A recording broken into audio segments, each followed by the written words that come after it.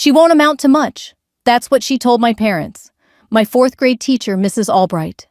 It wasn't a dramatic moment. There was no shouting, no slammed doors, just the click of her pen against the desk and the soft shuffle of my father adjusting in his chair. We were sitting in one of those small elementary school classrooms, the kind that smelled like dried glue crayons and old carpet. The fluorescent light above us flickered slightly. I remember staring at a faded poster that said, "Reach for the stars." I didn't feel like I could. I was 9 years old. My legs dangled off the chair sneakers, tapping nervously against the leg of the desk. I was quiet, always had been. Not because I didn't have things to say, but because when I did speak, people didn't really listen. Mrs. Albright folded her hands together the way some women fold napkins before they break your heart. "She's nice," she said, tilting her head. "Polite. She follows the rules, but she struggles to stay focused. She daydreams a lot. Doesn't finish her assignments. I just don't see her going very far." She turned to look directly at my parents. "I'm afraid she won't amount to much." There it was. The words didn't land with a thud. They landed like paper, quiet, flat, but impossible to ignore. My mom cleared her throat. Dad just nodded slowly, like the idea wasn't new to him. Neither of them looked at me. That hurt more than the sentence itself. I didn't cry. I didn't argue. I didn't even blink. I just stared at the clock on the wall, the second hand, ticking louder than any of us. And I remembered.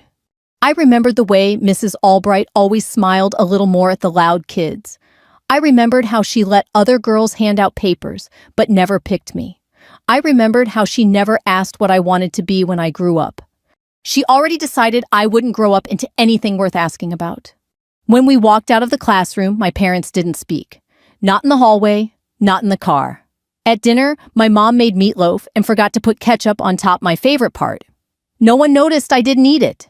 Later that night, I sat by my bedroom window, looking up at the stars. Not because of the poster, not because I wanted to prove anything. I looked up because it was the only place no one was pointing down. That night, I made a promise. Not out loud, not even to myself in words. Just a slow, silent decision that sunk in deeper than any scolding ever had. I would remember. And one day, if I ever flew, it wouldn't be to escape them. It would be to rise without needing their permission. Middle school was when I truly disappeared. Not in any dramatic way. I showed up every day. I turned in most of my homework. I was never late, never loud, never interesting enough to be noticed, and never bad enough to be warned about. I was the kind of student teachers forgot to call on. Not because they were mean, just because I blended into the beige. Sometimes I imagined Mrs. Albright had passed me around like a sealed envelope, stamped unremarkable. Do not open. I wasn't angry at her. Not really. I was too quiet for anger. But her words lived in my backpack like a brick I couldn't unpack. She won't amount to much. I carried that sentence everywhere. At lunch, I sat with girls who talked about makeup and parties. I didn't join in. I didn't have much to say. At home, I overheard my dad once say to my mom, "She's just not like the others, you know." And Mom just sighed. They loved me. I know they did. But love doesn't always come with belief, and silence can say more than shouting ever will. It was around 8th grade that I started watching the sky. There was this narrow crack in the ceiling of the gym roof, a slice of sky you could see if you looked up during laps. While other girls raced, laughed, groaned, I ran in silence and watched that slice of blue. And once, just once, a plane crossed it. It was just a dot, but I still remember how steady it looked, how focused, like it didn't need applause to know where it was going. That moment did something to me. Not big, just something. High school didn't change much. If anything, I felt even more invisible. I got a C in algebra, nearly failed PE, and never went to prom. I was the kind of kid yearbooks misprint or leave out entirely. Once in sophomore year, my guidance counselor asked what I wanted to do after graduation. I said, "I think I want to fly." She raised an eyebrow. "Fly." I nodded. She leaned forward like I was a toddler who just said I wanted to be a dinosaur. "Maybe look into community college," she said gently, "just in case." I nodded again. I was good at nodding. But that night, I went online and started researching flight schools. I found out you needed math, you needed physics, you needed strength, endurance, you needed courage. I had none of those. But I had something else, something they didn't see. I had time, and I had memory, and I had that brick in my backpack still pressing on my spine, reminding me they didn't expect anything, so I could build everything. I never told my parents about the application. It was a long shot, Air Force ROTC, one chance. I knew I wasn't special, but I knew I could show up. So I trained, quietly. In the mornings before school, I ran. After dinner, I did push-ups, 10 at first, then 20. My arms shook, my lungs burned, but no one saw. That was the point. I didn't want them to believe in me. I wanted them to be surprised. And I was ready to wait. I wasn't chasing the sky because I was fearless. I was chasing it because it was the only place no one had told me I didn't belong.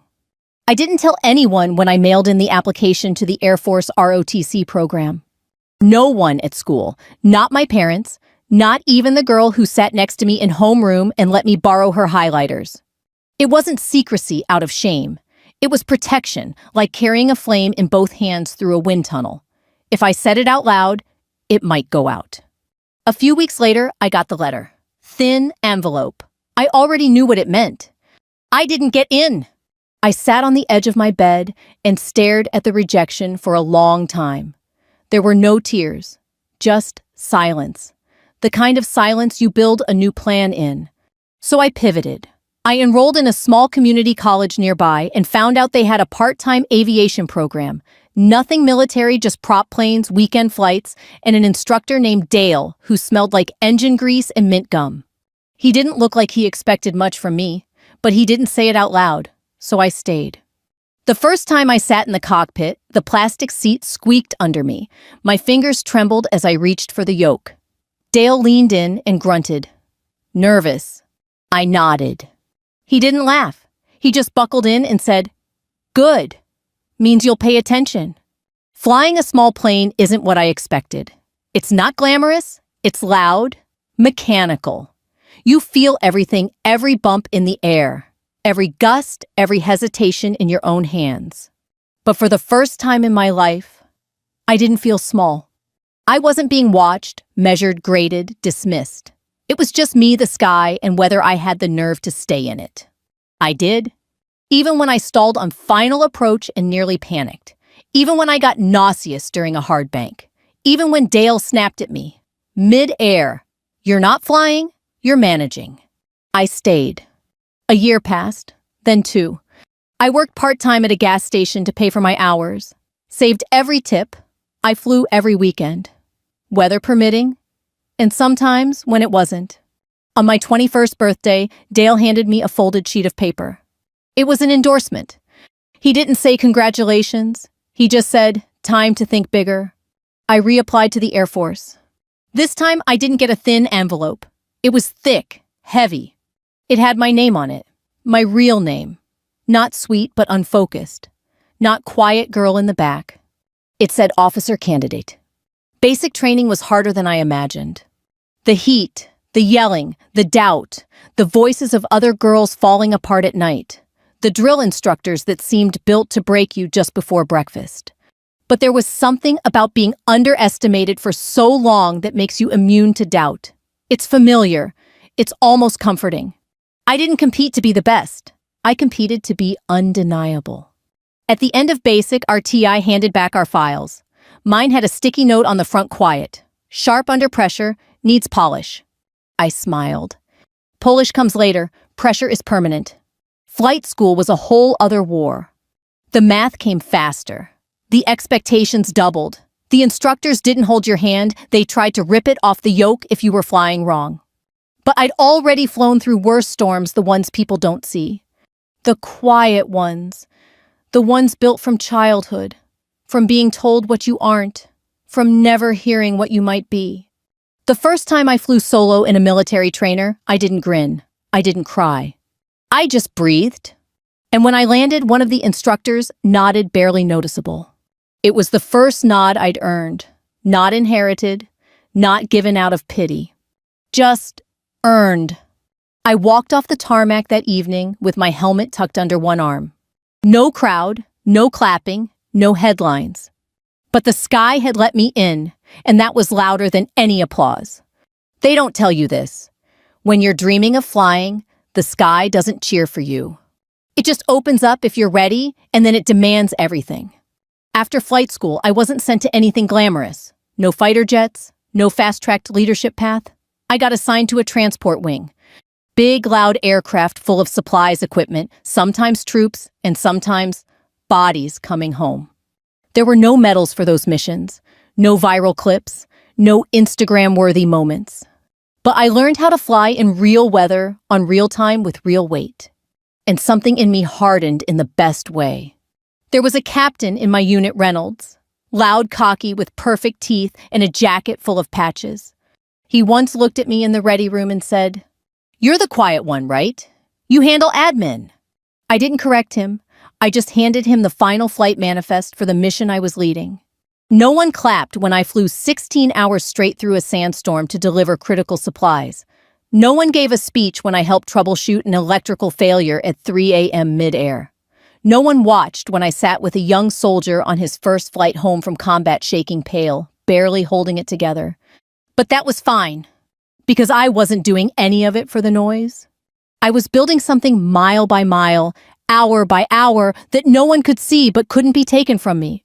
Once, after a night landing in a blizzard, one of the crew chiefs slapped the side of the plane and said, "Who the hell flew this?" When I stepped out, Frost still clinging to my mask, he blinked. "You." I just nodded and walked by. There's a strange dignity in being counted out. It removes the pressure of impressing people. You're free to become something they didn't prepare for. Years passed. I transferred from base to base, aircraft to aircraft. C-130s, KC-135s, tankers, trainers each with their own heartbeat, their own demand. I was never the best, but I was the one who stayed calm when engines sputtered, when comms failed, when storms rolled in. The kind of calm you only earn from years of being invisible. My evaluation said things like, reliable, methodical, too quiet in group settings. That last one always made me smile. Let the loud ones talk. I was too busy flying. At one point, I applied for a leadership slot, squadron command training. I didn't get it. No reason given, just others selected. I was tired that night, tired in the bones. I thought about quitting, just once. Then I went outside. The tarmac was empty, slick from rain. Overhead, a lone plane passed by, steady, silent, lit by a blinking beacon. It didn't roar. It didn't need to. That's when I realized. Some of us weren't made to fly for attention. We were made to fly through whatever came quietly, competently, constantly. A few weeks later, I was back in the air. And for the first time, my name was floated for something different. An assignment. No fanfare. Just a single sentence in an email. Candidate Memorial Day National Flyover. Lead aircraft consideration pending. I stared at the screen for a long time. Not smiling, not shocked. Just still. It was the first time in years that I thought of Mrs. Albright. She'd be old now, probably retired, maybe still in that small town, still in that same classroom, still looking at girls like I once was, and quietly deciding they wouldn't make it. But I had. Not in one big leap, but in the thousands of silent choices no one saw. And if I got this, if I was chosen, I wouldn't fly for revenge. I'd fly because she couldn't imagine this, and I could.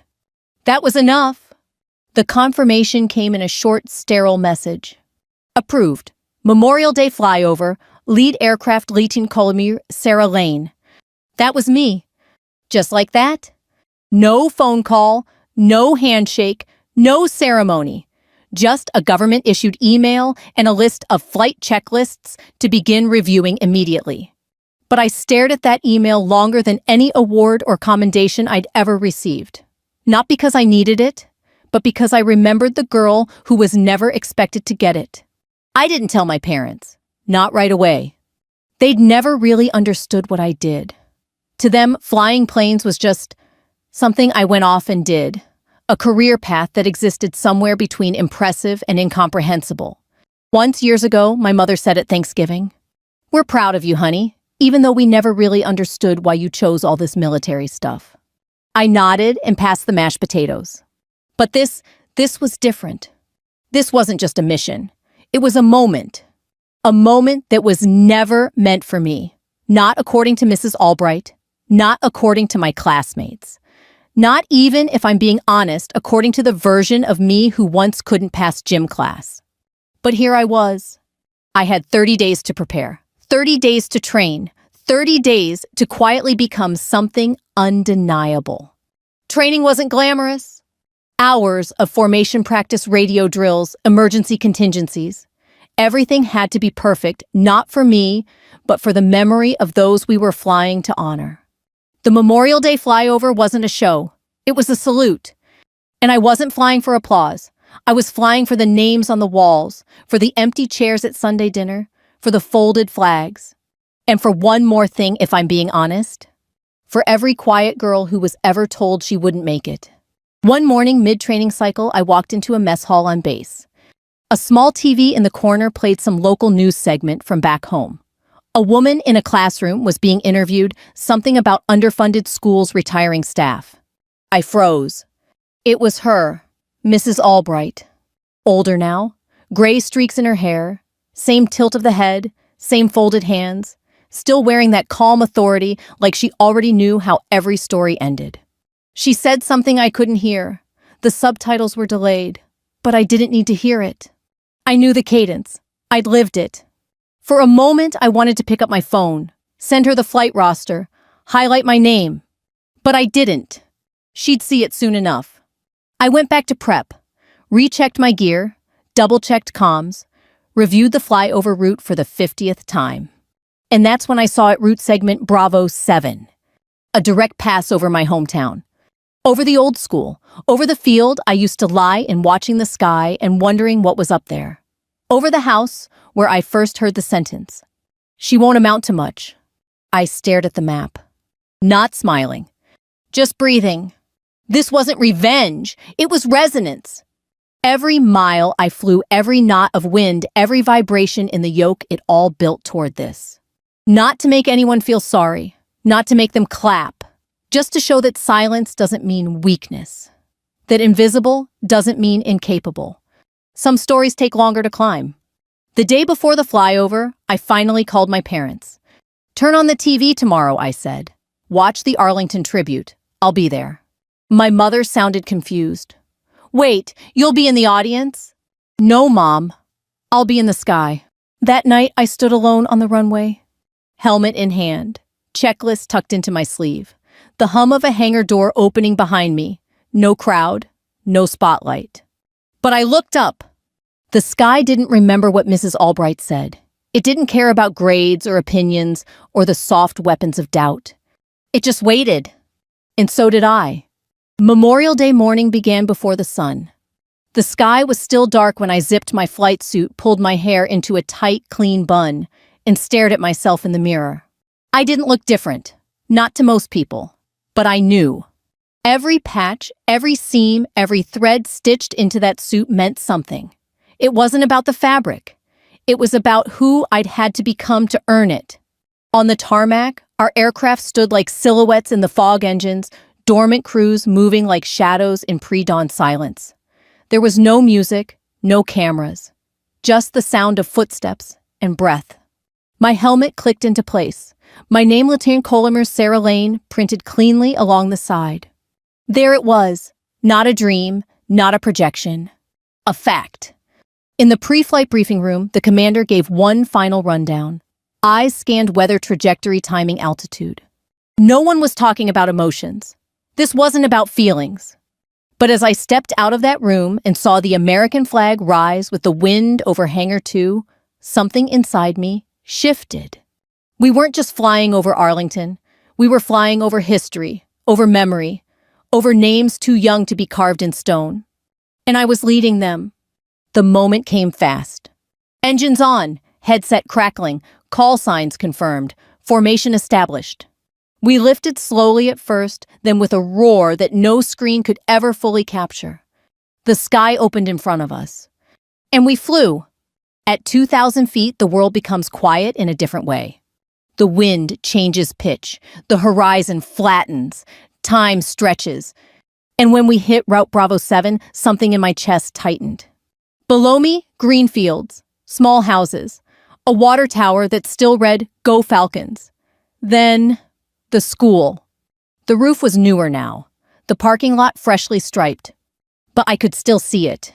The classroom, the window, the sidewalk where my father once parked too far from the curb. And just beyond it, my childhood home. Same shutters, same tiny front yard. I looked down, and I didn't feel anger. I didn't feel pride either. I felt altitude. That strange, weightless clarity that only comes when you're above everything that used to press down on you. I don't know if she was home. I don't know if she was watching. But I hope she was. Not because I needed her to eat her words. Not because I wanted her to feel regret. But because maybe, just maybe she'd finally understand that her definition of potential was too small to fit someone like me. The flyover continued.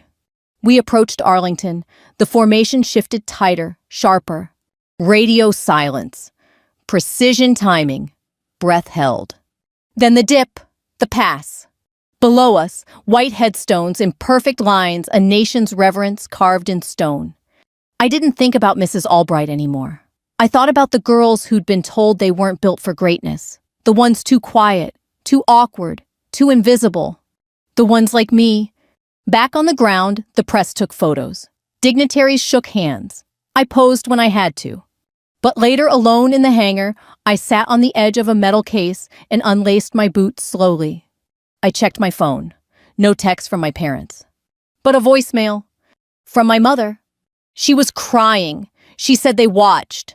That the neighbors came over. That Dad stood the entire time. She said, "We didn't know, but we see it now." And then very softly, "We're sorry. She was wrong." I didn't cry. I just smiled and remembered. 2 weeks after the flyover, I got an email from a name I didn't recognize.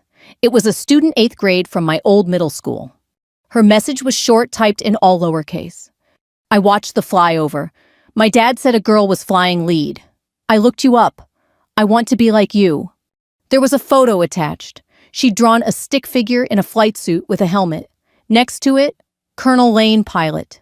I stared at it for a long time, then saved it to a folder labeled Quiet Wins. A week later, another message came, this one from the school principal. They were hosting a Veterans Day assembly. Would I be willing to return and say a few words? At first I hesitated. Not because I didn't want to, but because I didn't know how to walk through that door again and be seen.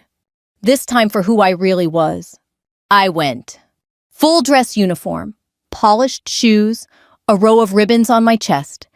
The school looked smaller, the floors shinier, the smell of old pencils still hung in the air. As I walked down the hallway, students leaned out of classrooms. Some whispered, some saluted. One girl mouthed, "Whoa." The auditorium lights dimmed. The principal spoke first. Then she introduced me. "Please welcome Lieutenant Colonel Sarah Lane, former student, now a lead pilot in the United States Air Force." Applause, louder than I expected. I stepped up to the mic, took a breath, and looked out at rows of young faces. None of them knew the version of me that once sat where they now sat. Invisible, overlooked, almost erased. I spoke simply. "When I was your age, I was told I wouldn't amount to much. I wasn't angry. I didn't shout. I just remembered. And I kept going. The truth is, you don't have to be loud to be strong. You don't have to be chosen to rise. You don't have to be seen to make something of yourself. Sometimes you just need time and sky."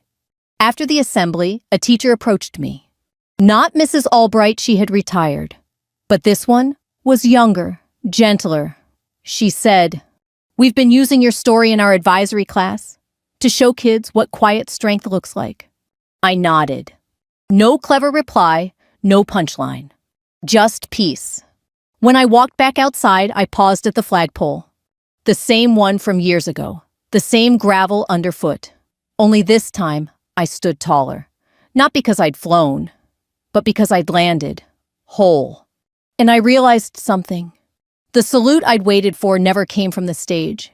It came from the ones who used to look past me now, looking up. If you've ever been told you're not enough, too quiet, too slow, too late, too ordinary, I hope you remember this. You don't need to scream to be remembered. You don't need to shine to have impact. You don't need their permission to rise.